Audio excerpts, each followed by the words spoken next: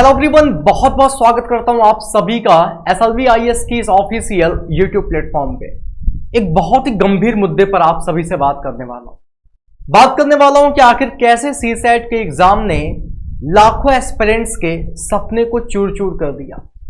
कैसे एक CSAT के एग्जाम ने वो एक दो साल की मेहनत पे पानी फेर दिया। कैसे उस CSAT के एग्जाम ने हजारों माँ बाप के सपनों पे पानी फेर दिया। क्योंकि जब एक एस्पिरेंट कहीं ना कहीं असफल होता है तो उसके पीछे उससे जुड़े जितने भी लोग होते हैं सबको कहीं ना कहीं पीड़ा होती है। कुछ फैक्ट्स की बात करेंगे कि आखिर वजह क्या है कि CSAT के एग्जाम का इतना हवा बना हुआ है। आखिर वजह क्या है कि क्यों एस्पिरेंट CSAT के एग्जाम को क्वालिफाई नहीं कर पा रहे हैं।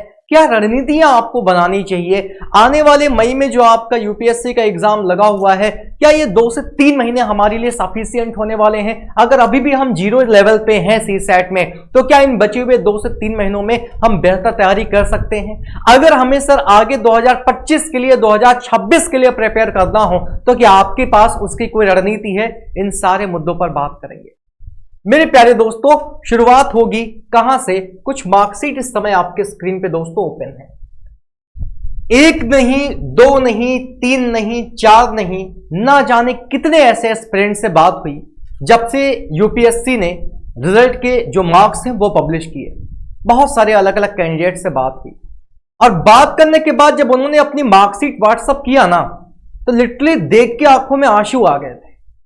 और उसकी वजह क्या है वो मैं आपको बताता हूं। आपको भी पता है कि मतलब कह सकते हो ओवरऑल अप्रॉक्सीमेट कह सकते हो 75 प्रीलिम्स के जीएस फर्स्ट पेपर की कट ऑफ गई। हाँ सर ठीक है।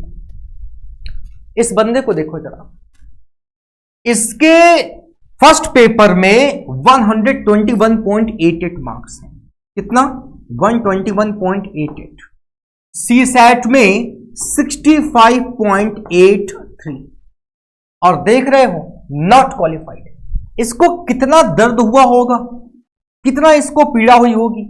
जितनी पीड़ा इसको जब इसका रिजल्ट पहली बार लिस्ट में नाम नहीं आया था तब ना हुई होगी, उससे ज्यादा पीड़ा इस मार्कशीट में जब नंबर उसने देखे होंगे तब हुई होगी कि एक एग्जाम जिसकी कट ऑफ 75 जा रही है, उस एग्जाम में ये कैंडिडेट 121 नंबर 122 नंबर मान के चलो यार लेके आया है। और मात्र एक भी ना कहोगे पॉइंट में कुछ CSAT में फेल हो गया। अगर इसका प्री निकलता ना तो दावे के साथ कह सकता हूं मेंस निकालता ये, और मेंस निकाल के अच्छी खासी रैंक आती इस बंदे की। यार मार्क्स देखो भाई, बंदे के मार्क्स देखो। आओ इधर आओ, इधर देखो कितने नंबर है। 101 जीएस फर्स्ट पेपर में 101.68 है। 102 ले लो। CSAT क्या हुआ, नैया डुबा गई 60 नंबर। तुम्हें नहीं लगता कि जिस एग्जाम की कट ऑफ 75 जा रही है, उस एग्जाम में अगर कोई बंदा 101 102 नंबर लेके आ रहा है तो क्या वो मेंस क्वालिफाई ना कर पाता? डेफिनेटली क्वालिफाई करता। आगे जाके क्या होता नहीं पता, लेकिन यार ये बंदा मेंस देने लायक बंदा था। लेकिन कहीं ना कहीं CSAT की कमी की वजह से इसका जो रिजल्ट है वो रुक गया। और देखो यार, और देखो इन मार्कशीट्स को देखो, कितने नंबर जीएस फर्स्ट पेपर में भाई साहब 100.34 नंबर है और CSAT में 59.92 पे बंदा रुक गया। CSAT ने इसके भी सपने मारे। तुम अगर सोच रहे हो कि 100 नंबर तो बहुत कम है तो ये तुम्हारी भूल है भाई साहब। 100 नंबर लाना बड़ी बात है। अच्छा बंदा था। इधर देखो 96.59 और CSAT में कितना 64। ये जो मार्कशीट में आपको दिखा रहा हूं ना, ऐसी ना जाने कितनी मार्कशीट व्हाट्सएप पे पड़ी हुई है, ना जाने कितनी मार्कशीट पड़ी हुई है। दिक्कत बस एक है कि लोग CSAT को क्वालिफाई तक नहीं कर पा रहे हैं। अच्छा स्कोर तो छोड़ो, मेन तो मुद्दा क्वालिफाई करने का है। मेन मुद्दा जो है वो क्वालिफाई करने का है। यार बंदों के 33% नंबर तक नहीं आ रहा है। सबसे बड़ी दिक्कत तो ये है कि 33% स्कोर नहीं हो पा रहा है। कोई 40 पे, कोई 53 पे, कोई 55 पे, कोई 60 पे, कोई 65 पे, ऐसे करके बंदे लटक जा रहे हैं। क्या बीती होगी इन लोगों के, सोचा है कभी आपने? और ये चीज आगे आपके साथ ना होने पाए, इसी चीज से अवेयर कराने में आया हूं कि आज जो इस 2023 में इन कैंडिडेट्स के साथ हुआ, ये चीज कल को आपके साथ ना होने पाए। कल को आपकी मार्कशीट में ये ना लिखा है not qualified in CS prelims examination 2023। कल को यार ये आपके एग्जाम में, ये आपकी मार्कशीट पे लिख के ना है कि नॉट क्वालिफाइड। इससे बचना कैसे है? आखिर क्या है ऐसा यार सीसेट में जो लोग नहीं निकाल पा रहे हैं? 2 कैंडिडेट मेरे पास ऐसे हैं जिनका मैथ्स ऑप्शनल है, मैथ्स ऑप्शनल है। उनसे मेरी पर्सनली बात हुई, पता है क्या बोल रहे थे? सर केवल ओवर कॉन्फिडेंस में सीसेट नहीं निकला। मन में हमेशा यही था कि यार मेरा तो ऑप्शनल मैथ है, मुझे तो मैथ आती है, हम तो लगातार मैथ पढ़ते हुए चल रहे हैं, हमें क्या जरूरत है अलग से सीसेट पढ़ने की, निकाल लेंगे। ऐसा नहीं है कि लोगों का निकलता नहीं है, निकल भी जाता है। जिनका बैकग्राउंड मैथमेटिक्स रहा होता है और मैथ्स ऑप्शनल लेके चलते हैं, निकल भी जाता है। बट ये ओवर कॉन्फिडेंस भी गलत चीज है। आइए मेन मुद्दे पे बात करते हैं कि आखिर वजह क्या है जिस वजह से बंदे या फिर कह सकते हैं जो एस्पिरेंट है वो सीसेट में फेल हो रहा है। दोस्तों 4 मेजर वजह होती हैं किसी भी एग्जाम को क्रैक ना कर पाने की। उन 4 मेजर वजह जो है उसमें से सबसे बड़ी वजह होती है दोस्तों जब आपके कॉन्सेप्ट ही क्लियर नहीं होते, not clearing the concept. Maximum aspirant ऐसे हैं जो क्या करते हैं, जो सोचते हैं कि एक काम करते हैं, प्रैक्टिस क्लासेस किसी टीचर की कर लेते हैं, प्रीवियस ईयर पेपर की क्लासेस वीडियोस देख लेते हैं किसी की, और वो क्वेश्चंस को रट्टाफिकेशन वाली दुनिया में लेके जाते हैं कि रट के, जैसे हम जीएस को रट्टा मारते हैं, रट के हम चीजें समझ लेंगे। ये मैथमेटिक्स है बाबू। अब एग्जामिनर जो है वो फार्मूला बेस्ड क्वेश्चन पूछ ही नहीं रहा है, ये आप भी जानते हो। लॉजिकल बेस्ड क्वेश्चन एग्जामिनर पूछ रहा है, और अगर एग्जामिनर लॉजिकल क्वेश्चन पूछ रहा है तो उसके लिए लॉजिकल अप्रोच भी आपके पास होनी चाहिए।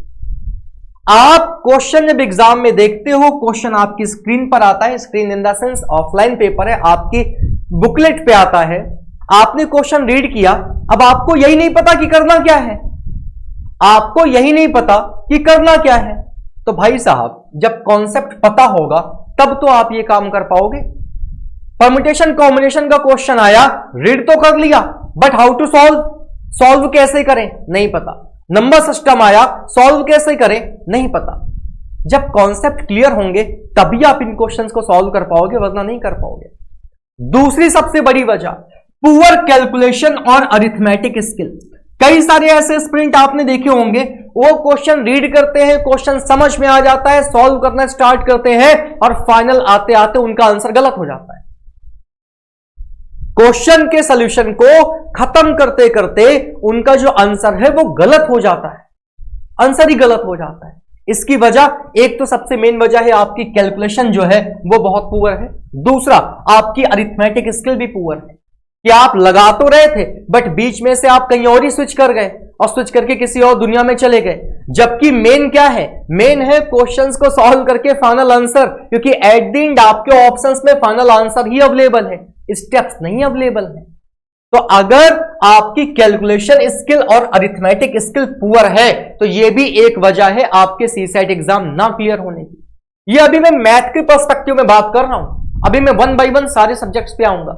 तीसरी सबसे बड़ी वजह, एक बार कोई चीज आपने पढ़ ली तो बस आपको लगता है कि जीवन बीमा हो गया।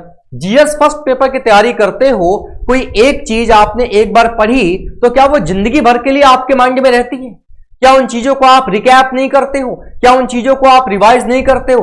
अगर कोई बात आपको अपने माइंड में बैठा के रखनी है तो उसके लिए भाई साहब प्रैक्टिस बहुत जरूरी है, और अगर आपने अभ्यास ना किया तो सारा का सारा मामला गड़बड़। यहीं पे कई सारे एस्पिरेंट का क्रॉस क्वेश्चन होता है, सर कितनी प्रैक्टिस करें? ऑलरेडी जीएस का फर्स्ट पेपर है, जीएस का सेकंड पेपर है, ऑप्शनल है, मेंस है, इंटरव्यू है, ऐसे है, कितना करें भाई? करना तो पड़ेगा दोस्त, लेकिन कितना करना है वो अभी आगे चल के मैं बताऊंगा। चौथी जो सबसे बड़ी वजह है दोस्तों वो है लैक ऑफ रीडिंग स्किल, और लैक ऑफ रीडिंग स्किल की वजह से जो आपका कॉम्प्रहेंशन वाला पार्ट है ना भाई साहब, इसमें आप स्कोर नहीं कर पा रहे। रीडिंग स्किल बहुत मायने रखती है।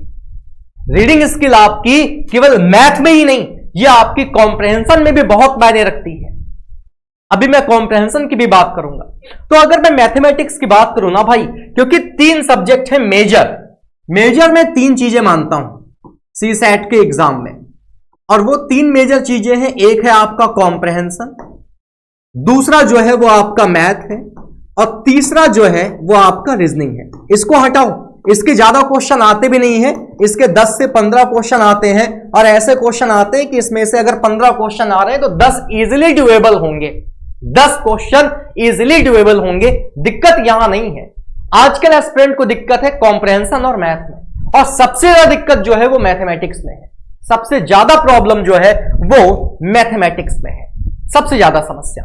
और मैथमेटिक्स में समस्या की वजह यही है कि कॉन्सेप्ट आपको क्लियर नहीं करने, कैलकुलेशन आपका बहुत ज्यादा पुअर है, रीडिंग स्किल आपकी बिल्कुल अच्छी नहीं है, प्रैक्टिस आपने करी नहीं है, अरिथमेटिक स्किल्स आपकी बिल्कुल वीक है, जीरो है। तो ऐसे में तो सीसेट बाबू ना निकल पाएगा। अगर आप सोचो कि ऐसे में सीसेट निकल जाएगा तो बिल्कुल नहीं निकल पाएगा। पूरे साल के 12 महीने आपने स्टार्टिंग के 10 महीने केवल जीएस फर्स्ट पेपर पे फोकस किया। अब आप सोच रहे हो कि लास्ट के 2 महीने में सीसेट कवर कर लिया जाए, तो लास्ट के 2 महीने में सीसेट कवर किया जा सकता है। मैं ये बिल्कुल नहीं कहूंगा कि नहीं कवर किया जा सकता, बट उसके लिए एफर्ट और अप्रोच और स्ट्रैटेजी बदलनी पड़ेगी। फिर वो नॉर्मल स्ट्रैटेजी काम नहीं करेगी कि 2 महीने एग्जाम में बच्चे चलो आप प्रीवियस ईयर पेपर देख लेते हैं, हो जाएगा। आपको पता है डे बाय डे सीसेट का जो पेपर है वो टफ होता चला जा रहा है, और tough in the sense pure logical paper बनता चला जा रहा है। वो चाहे आप मैथ की बात करो, वो चाहे आप कॉम्प्रिहेंशन की बात करो, प्योर लॉजिकल पेपर जो है वो आपका बनता चला जा रहा है day by day, pure logical paper. और ये जो प्योर लॉजिकल पेपर बन रहा है, इसके लिए आपको अपनी टेक्निक्स, आपको अपने अप्रोच और स्ट्रैटेजी बदलनी पड़ेंगी मेरे दोस्तों। ऐसे काम नहीं चल पाएगा। अब मई में आपका 16 तारीख को एग्जाम लगा हुआ है सीसेट के प्रीलिम्स का। एक क्वेश्चन है जो एस्पिरेंट्स के मन में बार बार घूम रहा है, क्या सर 2 महीने हमारे लिए सफिशिएंट है? अभी हम बिल्कुल जीरो हैं। कई सारे एस्पिरेंट हैं जो अभी बिल्कुल जीरो हैं, उनका फर्स्ट पेपर तगड़े से तैयार है, लेकिन भाई सेकंड पेपर जो है वो अभी उनका तैयार ही नहीं है। Second paper in the sense CSAT वाला सेक्शन। तो एक क्रॉस क्वेश्चन आता है, सर क्या इन बचे हुए 2 महीनों में हम सीसेट को प्रिपेयर कर सकते हैं? ऐसा कुछ हो सकता है कि सीसेट को हम इजीली क्रैक कर सकें? मेरा तो जवाब है यस, यस डेफिनेटली आप कर सकते हो। सर कैसे कर सकते हैं? इसके भी देखो कई सारी अलग अलग स्ट्रेटजी हैं, कई सारे इसके पीछे के तर्क हैं। जैसे मैं कुछ एग्जांपल आपको देता हूं। सपोज दैट आप एक ऐसे एस्पिरेंट हो कि 2 महीने बाद आपका एग्जाम लगा हुआ है, आपको ये फील हो रहा है कि मेरा सब कुछ बहुत अच्छे से तैयार है, मैं सीसेट में कहीं ना कहीं पीछे हूं। अगर आप सीसेट में कहीं ना कहीं पीछे हो तो देखो 3 चीजें हैं, कॉम्प्रिहेंशन, मैथ और रीजनिंग। देखो ऐसा तो है नहीं कि आपको यहां पे टॉप करना है, टॉप तो करना नहीं है, करना तो क्वालिफाई है, लेकिन क्वालिफाई करने का एक बढ़िया तरीका आपको अपनाना पड़ेगा, दिमाग लगाना पड़ेगा। जैसे मैं क्या कहूंगा, जिन लोगों के पास 2 महीने का समय बचा है ना, पहले तो आप इन 2 महीने में अपनी थोड़ा सा रीडिंग पे काम कर लो, क्योंकि अगर इन 2 महीनों में आपने रीडिंग पे काम कर लिया तो दोस्त रीडिंग पे काम कर लेने से आपके तकरीबन 10 क्वेश्चन आप यहां से इजीली गेन कर पाओगे। 10 क्वेश्चन अगर आपने रीडिंग पे काम कर लिया तो 10 से 15 क्वेश्चन यहां आते हैं जो कि आपके इजीली ड्यूएबल होते हैं। इसके लिए आपको ज्यादा मेहनत करनी नहीं है, हल्का फुल्का आपको क्या करना है, हल्का फुल्का आपको कॉन्सेप्ट देखने पड़ेंगे। जैसे रीजनिंग में कुछ खास टॉपिक मैं आपको बता देता हूं, ब्लड रिलेशन हो गया, डायरेक्शन हो गया, सिलॉजिज्म हो गया। इसके अलावा सबसे इंपॉर्टेंट आपको भी पता है कोडिंग डिकोडिंग, जिसमें लेटर, नंबर और मिसलेनियस सिंबल सारी चीजें आपको मिलती हैं। पजल भी पूछी जा रही हैं, इनइक्वालिटी हो गई आपकी, ऑर्डर रैंकिंग हो गई, कैलेंडर हो गया, क्लॉक हो गया। ये कुछ टॉपिक है गिने चुने जो आप पढ़ लीजिए, आपका रीजनिंग में काम बन जाएगा। मैथ में आप केवल मेरे कहने से 2 चीजें कर लो, 2 चीजें। एक तो आप नंबर सिस्टम कर लो, नंबर सिस्टम कर लो, और दूसरा ना आप परम्यूटेशन कॉम्बिनेशन कर लो। अब इसमें भी एक समस्या है, इसमें भी एक समस्या है। एस्पिरेंट्स का ये कहना है कि सर परम्यूटेशन कॉम्बिनेशन बिल्कुल समझ में नहीं आता, बिल्कुल भी समझ में नहीं आता। परम्यूटेशन कॉम्बिनेशन जो है वो सर के ऊपर से जाता है, नहीं समझ में आता। मैं कहता हूं चलो यार 1 मिनट के लिए तुम परम्यूटेशन कॉम्बिनेशन ना पढ़ो, हटाओ, ना पढ़ो तुम इसको, हटाओ। नंबर सिस्टम से ही अकेले 15 से 20 क्वेश्चन आ रहे हैं, कम से कम एक इसी सिंगल टॉपिक को कर लो, केवल एक इसी सिंगल टॉपिक को कर लो। लेकिन जब तुम ये डिसाइड कर रखे हो कि तुम्हें केवल और केवल पूरे मैथ में नंबर सिस्टम ही पढ़ना है, अगर तुमने ये निर्णय ले रखा है कि पूरे मैथ में तुम्हें केवल और केवल नंबर सिस्टम ही पढ़ना है, तो फिर इस तरीके से पढ़ना कि फिर कुछ छूटने ना पाए। फिर एग्जामिनर अगर क्वेश्चन पूछे तो भाई साहब आंसर निकलना चाहिए। इस तरीके से अगर आप रणनीति बना रहे हो तो 2 महीने में आप तैयारी कर सकते हो। प्रीवियस ईयर पेपर के पैटर्न को आप देख सकते हो। इसी चैनल पे 2016 से 2023 तक के सारे पेपर मैंने करा रखे हैं। एसएलवी सिविल सर्विसेज पे permutation, combination, probability, number system, पूरी की पूरी मैथ मैंने फ्री में पढ़ा रखी है। प्लेलिस्ट बनी हुई है मैथ फॉर सीसेट एग्जाम। नहीं पैसा है कोई बात नहीं, किसी का कोर्स नहीं खरीदना, फ्री में जाके देखो। क्वालिटीफुल कंटेंट ना मिले तो मुझे कहो। पिछले 10 दिनों से मैं लगातार नंबर सिस्टम का रिवीजन करवा रहा हूं। लगातार नंबर सिस्टम का मैं रिवीजन करवा रहा हूं। क्यों करवा रहा हूं? क्योंकि मुझे पता है कि ये टॉपिक आपके सर में बहुत अच्छे से घुसने वाला है नहीं, और ये जो टॉपिक है ये एक टॉपिक आपका पूरा एग्जाम बना सकता है। इसलिए मैं लगातार नंबर सिस्टम की प्रैक्टिस करा रहा हूं। तो ऐसे जितने भी एस्पिरेंट हैं जिनको ये लगता है कि क्या सर 2 महीने में सीसेट का एग्जाम निकाला जा सकता है तैयारी करके, भाई निकाला जा सकता है। रीडिंग स्किल अगर आपकी स्ट्रांग होगी, रीडिंग स्किल स्ट्रांग होने से सबसे बड़ा फायदा ये मिलेगा, कॉम्प्रिहेंशन में थोड़ा बहुत स्कोर कर पाओगे। मैथमेटिक्स में नंबर सिस्टम, परम्यूटेशन, कॉम्बिनेशन दोनों तैयार हो पाए, बहुत अच्छी बात है। नहीं तैयार हो रहा, केवल नंबर सिस्टम तैयार कर लो, और रीजनिंग में 10 से 15 क्वेश्चन आ जाएंगे, आराम से इजिली ड्यूएबल है। लेकिन ये हवाबाजी में मत रहना कि बिना पढ़े सब हो जाएगा। एक एक बार आपको एटलीस्ट कॉन्सेप्ट देखने पड़ेंगे। पूरी रीजनिंग मैंने वाईटी पे पढ़ा रखी है। एसएलवी आईएएस और एसएलवी सिविल सर्विसेज की प्लेलिस्ट चेक कर लेना, पूरी रीजनिंग और मैथ आपको फ्री में मिल जाएगी यार, फ्री में मिल जाएगी। अब आज की डेट का मेन मुद्दा, सर मैथ तो ठीक है, आपने मैथ की बात कर ली कि क्यों मैथ में स्कोर नहीं हो पाता, क्यों मैथ में बच्चे अच्छा परफॉर्म नहीं कर पाते। ये 4 मेन वजह है। अब आपको मैं बात करता हूं दोस्तों कॉम्प्रिहेंशन की। कॉम्प्रिहेंशन की देखो, यूपीएससी का जो एग्जामिनर है ना, आप अगर प्रीवियस ईयर पेपर उठा के देखोगे तो कॉम्प्रिहेंशन के तकरीबन 20 से 25 पैसेज आ रहे हैं। 20 से 25 पैसेज केवल। ये आप भी समझते हो, मैं भी समझता हूं, और एक जिसने यूपीएससी टॉप किया है वो भी ये कहेगा कि एग्जाम में सारे के सारे पैसेज पढ़ पाना नामुमकिन। मुमकिन तो दुनिया में सब कुछ है, लेकिन ड्यूरिंग एग्जाम सारे के सारे पैसेज कोई नहीं पढ़ पाता, कोई भी नहीं पढ़ पाता। एग्जामिनर की अप्रोच क्या है? Single passage single question. वो टाइम चला गया कि एक पैसेज दे दिया, 4 क्वेश्चन पूछ लिया। सिंगल पैसेज सिंगल क्वेश्चन पे वो वर्क करना चाह रहा है, क्योंकि एग्जामिनर को पता है कि ये एग्जाम क्वालिफाइंग नेचर का है। तो वो ये देखना चाहता है कि आपके अंदर कितना पेशेंस है, कितने आप धैर्यवान हो, कितने अच्छे से आप क्वेश्चंस को स्किप कर पा रहे हो। तो आप अगर ये कहो कि नहीं यहां आप सारे के सारे पैसेज पढ़ पाओगे, नहीं पढ़ पाओगे। जैसे ही आप यहां पे 5 से 6 पैसेज पढ़ोगे ना भाई, 5 से 6 पैसेज पढ़ने के बाद बोरियत फील होने लगेगी, मन ही नहीं करेगा आपका पैसेज पढ़ने का। कहोगे अरे यार कौन पढ़े, नहीं मन करेगा। इसमें भी कई सारे ऐसे एस्पिरेंट हैं जो 5 से 6 पैसेज पढ़ने के बाद भी सारे क्वेश्चन गलत करके आएंगे। कई ऐसे भी एस्पिरेंट हैं जो एक ही पैसेज को 1 नहीं, 2 नहीं, 3 नहीं, 4 नहीं, एक ही पैसेज को 5 बार पढ़ रहे हैं, पुअर रीडिंग स्किल्स की वजह से। रीडिंग स्किल आपकी जितनी स्ट्रांग होगी उतना ही ज्यादा आप यहां पे अच्छा वर्क कर पाओगे।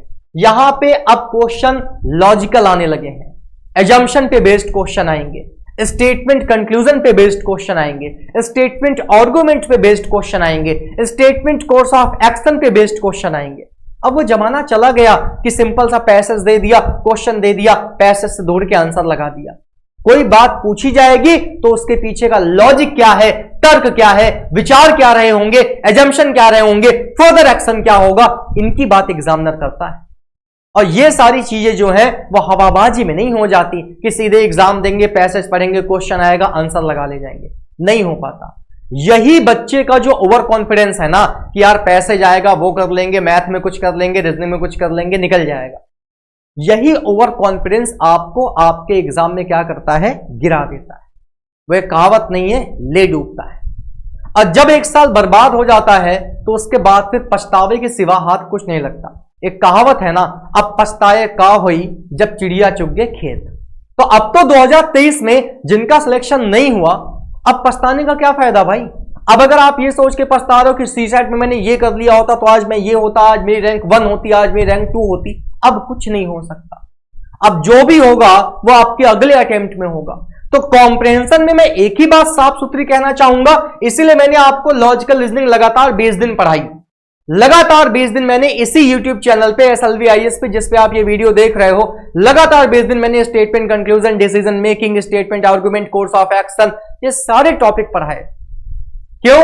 क्योंकि मुझे पता है कॉम्प्रिहेंशन अब वो कॉम्प्रिहेंशन नहीं रहा। तो यहां तो पहले तो आपकी रीडिंग स्किल अच्छी होनी चाहिए। रीडिंग स्किल अच्छी होगी तो कहीं ना कहीं वो जो आपका टाइम कंजम्पशन है ना, जो आप क्वेश्चन पे टाइम कंज्यूम कर रहे हो, इसको वो कम कर देगी। रीडिंग स्किल आपके टाइम कंजम्पशन को कम करेगी दोस्तों। और वो टाइम कंजप्शन अगर कम होगा तो वही टाइम बाकी कहीं जाके आप अच्छे से यूटिलाइज कर पाओगे। कॉम्प्रिहेंशन की एक ही स्ट्रेटजी है, जितना ज्यादा हो सके लॉजिकल रीजनिंग के क्वेश्चंस की प्रैक्टिस कर लो। वो इसलिए भी कर लो क्योंकि वो कहीं ना कहीं आपके इंटरव्यू में भी काम आएंगे। लोग पढ़ना नहीं चाहते, वरना statement, argument, statement, assumption, statement, course of action, जब आप इंटरव्यू देने जाओगे, सामने वाला जो इंटरव्यूअर है वो आपके सामने जब कंडीशनल क्वेश्चन रखेगा कि अब आप फर्दर क्या करोगे, ये जो आपकी थिंकिंग प्रोसेस है ना, ये इसी को पढ़ने से डेवलप होगी, जिन टॉपिक्स की मैं बात कर रहा हूं। और ये टॉपिक अगर आपने पढ़ लिए तो नो डाउट कॉम्प्रिहेंशन आपका अच्छा हो जाएगा, कॉम्प्रिहेंशन अच्छा हो जाएगा। तो इन बचे हुए 2 महीनों में अगर वाकई में कुछ करना चाहते हो तो एक क्या करो, एक लुक मारो किस पे, रीजनिंग पे, रीजनिंग देख लो। उसके बाद दोस्तों क्या करो, इधर आप कॉम्प्रिहेंशन के लिए रीडिंग डेली स्टार्ट करो। रीडिंग स्किल आपकी अच्छी होनी चाहिए, लॉजिकल रीजनिंग आपको देखनी पड़ेगी, मैथ में नंबर सिस्टम पे काम करना पड़ेगा, साथ ही साथ पीवाईक्यूज का सहारा भी लेते रहना। उससे एक जनरल आइडिया आपको लगेगा कि किस पैटर्न के क्वेश्चन एग्जामिनर पूछता है। वैसा तो एग्जामिनर जो है वो साल दर साल हर साल कुछ ना कुछ नया कर रहा है, लेकिन इतना भी नया नहीं कर देगा कि पुराना बिल्कुल ही बेकार हो जाएगा। पुराना बिल्कुल बेकार नहीं होगा, 50% तो मैच कर ही जाएगा। इसलिए पीवाईक्यूज का सहारा भी लेते रहिएगा। ये तो बात थी किसकी, उन लोगों के लिए जिनका अभी 16 मई को एग्जाम है। अब जो लोग ऐसे हैं जो 2025 को टारगेट कर रहे हैं, या फिर अगर आप 2026 को टारगेट कर रहे हो, आपको क्या करना चाहिए? देखो दोस्त, कॉम्प्रिहेंशन के अलावा रीजनिंग और मैथ, इन 2 सब्जेक्ट्स में ये इतने टॉपिक और सब टॉपिक हैं। ये देख के घबरा मत जाना कि इतनी सारी चीजें हैं। इसमें एक ही टॉपिक के अंदर जो कई सारी चीजें आती हैं वो सारी मैंने लिख रखी हैं। जैसे रीडिंग कॉम्प्रिहेंशन तो है ही, statement, assumption, argument, conclusion, course of action, ये तो आपको करना ही करना है। नॉन वर्बल इस समय नहीं आ रही है, कोई बात नहीं, एजम्पशन ये आपकी लॉजिकल ही है। नॉन वर्बल आ नहीं रही है, डाइस आ रहा है। वर्बल रीजनिंग में देखो coding, decoding, word analogy, number analogy, alphabet analogy, ये पूरा का पूरा एक टॉपिक है। क्लासिफिकेशन हो गया, पजल हो गया, और सीक्वेंस फॉर्मेशन हो गया, कोडिंग, डिकोडिंग हो गई, सीरीज हो गई, mathematical operation, band diagram, blood relation, family tree, ये पूरा का पूरा एक टॉपिक है। ठीक, डायरेक्शन वाला एक टॉपिक है, clock, seating arrangement, input output, data sufficiency, ये इतनी सारी चीजें हैं। कई तरीके से कह सकते हो जैसे कोडिंग डिकोडिंग है, तो कोडिंग डिकोडिंग के अंदर भी कई सारी अलग अलग चीजें हैं, मैंने सब लिख रखी है। इतनी चीजें तो आपको पढ़नी है रीजनिंग में, क्योंकि आपके पास समय है। इसके बाद दोस्तों इतने टॉपिक हैं जो आपको मैथ में पढ़ने हैं, like number system, HCF, LCM, decimal, fraction, sets, indices, simplification, percentage, profit loss, ratio, age, average, speed, time, distance, time and work, pipe system, simple compound interest, permutation, combination, probability, mensuration, data interpretation और data sufficiency. तरीका क्या होना चाहिए? 1 तारीख से नया batch start हो रहा है यूपीएससी का 2025 के लिए। मैं आपको सलाह दूंगा, अगर आपको वाकई में लगता है कि सीसेट में आप वीक हो, 3999 का पैन इंडिया इतना सस्ता कोर्स आपको नहीं मिलेगा। सीसेट का कोर्स है, 4000 रुपए आपको खर्च करने पड़ेंगे।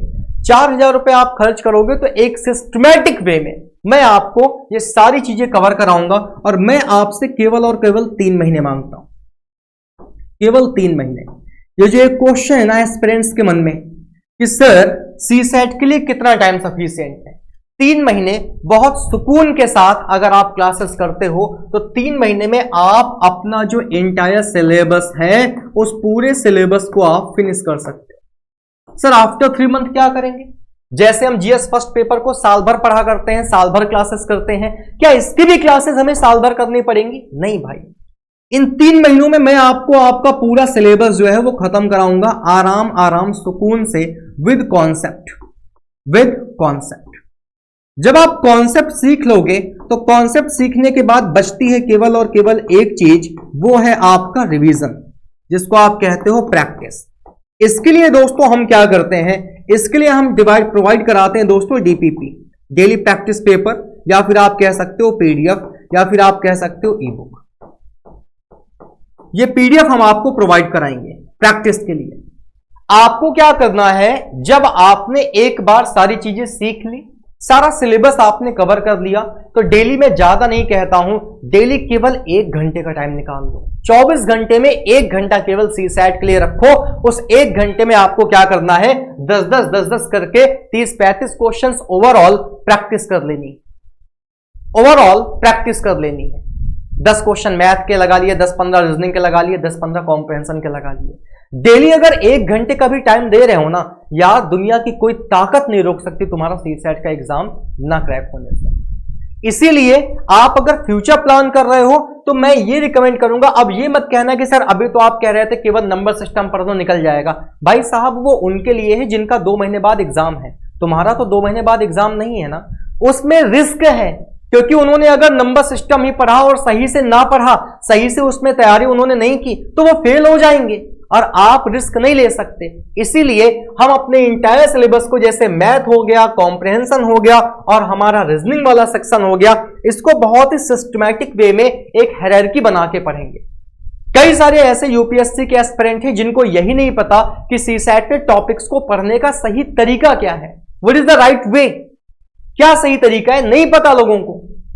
भाई साहब हर चीज को पढ़ने और पढ़ाने का एक सिस्टमैटिक वे होता है, एक तरीका होता है कि पहले ये टॉपिक, फिर उसके बाद ये टॉपिक, फिर उसके बाद ये टॉपिक, इस तरीके से एक प्रॉपर वे में हमें चलना पड़ेगा। ऐसा नहीं होगा कि कुछ भी उठा के पढ़ना स्टार्ट कर दिया।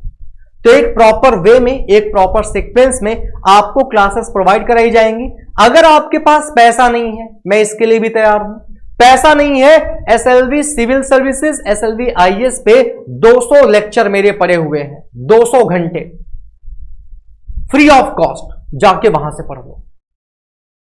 पेड में आने का फायदा क्या हो जाता है, पेड में आप मुझसे पर्सनली इंटरेक्ट कर पाओगे, किसी भी स्टेप पे कोई समस्या आएगी उसका आपको सोल्यूशन मिलेगा। डाउट सॉल्विंग सेशन आपके वहां पे होते हैं, कहीं कोई समस्याएं होंगी, डाउट होंगे, वो हम कवर करेंगे। ये सारे एडिशनल फीचर्स जुड़ जाते हैं और 4000 रुपए इसकी कॉस्ट रखी गई है, जो कि बिल्कुल भी ज्यादा नहीं है। अगर आपको लगता है कि आप इतनी कॉस्ट अफोर्ड कर सकते हो तो डेमो के तौर पे इतने सारे 200 घंटे मैंने बता तो दिए पड़े हैं, जाके देखो यार, देखो क्या पढ़ा रहा हूं, किस लेवल का पढ़ा रहा हूं। उसके बाद आइए और हमारे साथ मिलकर ये जो दिक्कत हो रही है ना, ये जो मार्कशीटें आ रही हैं जिनमें बच्चों ने क्या किया, इतना अच्छा स्कोर करने के बाद भी वो पेपर को क्वालिफाई ना कर पाए, ये चीज कल को आपके साथ ना हो, इसलिए ओवर कॉन्फिडेंट मत रहिएगा। ओवर कॉन्फिडेंट मत रहिएगा, ये कतई मत करिएगा कि नहीं हम तो बाद में निकाल लेंगे, हम तो बाद में पढ़ लेंगे, कुछ हो वो नहीं पाता। वो एक तरीके से रिस्क फैक्टर हो जाता है कि हाँ निकल भी सकता है और नहीं भी निकल सकता है। वो एक पॉसिबिलिटी वाली चीज नहीं होती है कि बस एक रिस्क ले लिया कि चलो यार चल के देखते हैं, निकल भी सकता है, नहीं भी निकल सकता है। पूरे साल की, पूरे 2 साल की, पूरे 3-3 साल की मेहनत खराब हो जाएगी आपकी। क्या एक सिविल सर्विस एस्पिरेंट पहले साल की तैयारी करके ही पेपर देना स्टार्ट कर देता है? नहीं। जब वो अपना पूरा फाउंडेशन के बाद प्रॉपर स्ट्रेटजी प्लानिंग कर लेता है, जब उसको लगता है कि आई एम फीलिंग कॉन्फिडेंट, मुझे अब कॉन्फिडेंट फील हो रहा है कि मैं एग्जाम दूं, तब जाके कहीं वो एक आईएएस के एग्जाम में बैठता है जाके। ऐसे थोड़ी ना कि एसएससी बैंकिंग हम उठा के चले गए, चलो दे आते हैं। नहीं भैया, ये एसएससी बैंकिंग नहीं है। तो इसलिए आप अपना एक अटेम्प्ट खराब ना होने पाए, इससे बेहतर है कि 3 महीने की जो मेहनत है वो कर डालो, क्योंकि ये 3 महीने की मेहनत कहीं ना कहीं आपका भविष्य संवार सकती है। वरना ये 3 महीने जो है अगर आपने अपने यहां पे खर्च ना किए सीसैट में, तो आप बाकियों से काफी पीछे चले जाओगे। तो चलिए आज की वार्तालाप को बस यहीं तक रखते हैं दोस्तों। रखिए अपना ख्याल। सीसैट का नया बैच 1 मई से स्टार्ट हो रहा है, पूरा यूपीएससी का नया बैच 1 तारीख से स्टार्ट हो रहा है 2025 के लिए। तो एनरोल करना हो तो आप एप्लीकेशन और वेबसाइट दोनों पे विजिट कर सकते हैं। stdloverveer.in वेबसाइट है, stdloverveer प्ले स्टोर पे आपको एप्लीकेशन मिल जाएगा। कोर्सेज में जाके देखेंगे यूपीएससी के, आपको नए वाले बैच मिल जाएंगे। So thank you so much everyone. रखिए अपना ख्याल, सीरियस होके करिए पढ़ाई। जितना सीरियस आप जीएस के फर्स्ट पेपर को लेके हो, उतना ही सीरियस सीसैट के पेपर को लेकर भी होइए, वरना बाद में रिजल्ट जी आएगा। Not qualified.